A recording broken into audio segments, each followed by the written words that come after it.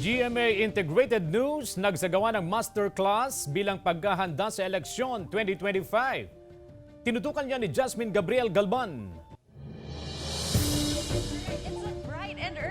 Para mas mapalawak pa ang kaalaman sa eleksyon 2025, sumailalim sa GMA Masterclass Road to the 2025 Elections ang mga mamamahayag at staff ng GMA Integrated News. Tinalakay ni COMELEC Chairman George Garcia ang overview ng eleksyon, voters education at nagkaroon din ng demonstration ng mga bagong automated counting machines. Ipinasubok din ng COMELEC ang pagboto gamit ang touchscreen na gagamitin sa pagboto ng mga OFW. Sa unang pagkakataon din, pwede na rin ang online voting sa registered Filipino voters abroad. Basta lang po constant monitoring, vigilance. Now, sa internet voting, naka-cloud siya pero at the same time, meron siyang data center. Meron din siyang hard copy. The hard copies can always be used as basis of the results. Tinalakay naman ni UP Journalism Professor Dr. Rachel Tan kung paano ginagamit ang Artificial Intelligence o AI sa politika at eleksyon. Si GMA AVP for Legal, Attorney Jose Viner Ibarra, tinalakay ang election laws.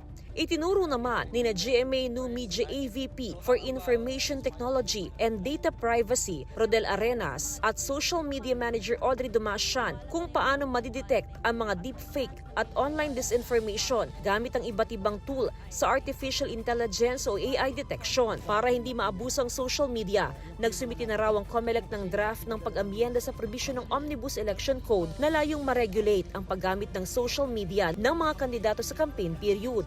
Pinag-iisipan na rin daw nila kung maaari nilang ipagbawal ang paggamit ng deepfakes. For example, pag nagsubmit sila sa amin ng dalawang social media accounts, any other account outside of the social media accounts either promoting or not promoting the candidacy, it should be removed by these platforms.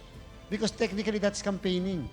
This is certainly not our first election coverage, but to a degree, we are marching into unfamiliar grounds because of how rapidly technology is evolving. Let today's masterclass strengthen our commitment to fulfilling our mas malaking misyon, mas malawak na paglilingkod sa bayan by helping preserve the integrity of the polls and our democracy at large. Jasmine Gabriel Galban, One North Central Luzon.